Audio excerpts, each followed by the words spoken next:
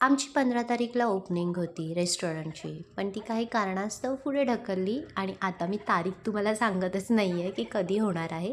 पण तुम्ही बघू शकता चक्क आज रोशन वडापाव बनवणार आहे. आज आम्ही थोडी ट्रायल करायचं डिसाईड केलं. सो वडापावची परत एकदा आम्ही ट्रायल घेतली आहे.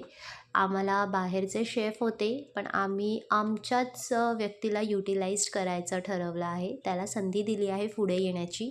सो बघू तो त्या संधीचं सोनं कसं करेल हे त्याच्या हातात आहे. सो वडापाव त्याने चांगल्यारीते काढलेले आहेत. आम्ही हे वडापाव बनवताना खूप धमाल आणि खूप मस्ती केलेली आहे. ह्याव त्याव त्याव ह्याव बोलून बोलून.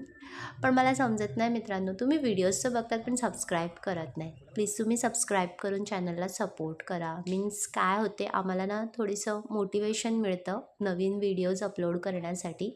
आणि तुम्हाला माहिती आहे आपल्या चॅनलवर 40 सबस्क्रायबर्स सध्या तरी पूर्ण झाले आहेत. यूट्यूब लाईव्ह स्ट्रीम करण्यासाठी ना 50 सबस्क्रायबर्स अत्यंत गरजेचे आहेत. त्याच्याशिवाय आपण लाईव्ह स्ट्रीम करू शकत नाही. आणि हे 40 सबस्क्रायबर्स ना आपले स्वतःचे आवडत्या लोकांचे आहेत की ज्यांनी जेन्युइनली सबस्क्राईब केलं आहे.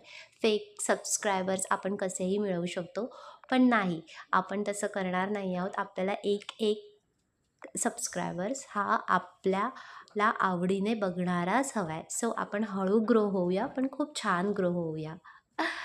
तुम्ही बघू शकता की खूप काही करून करून वडापावची तयारी होत आहे.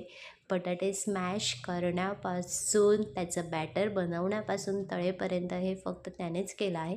जर हा सक्सेसफुल झाला तर मॉर्निंगला येऊन हा आमचा नवीन शेफ असेल वडापावचा बाहेर.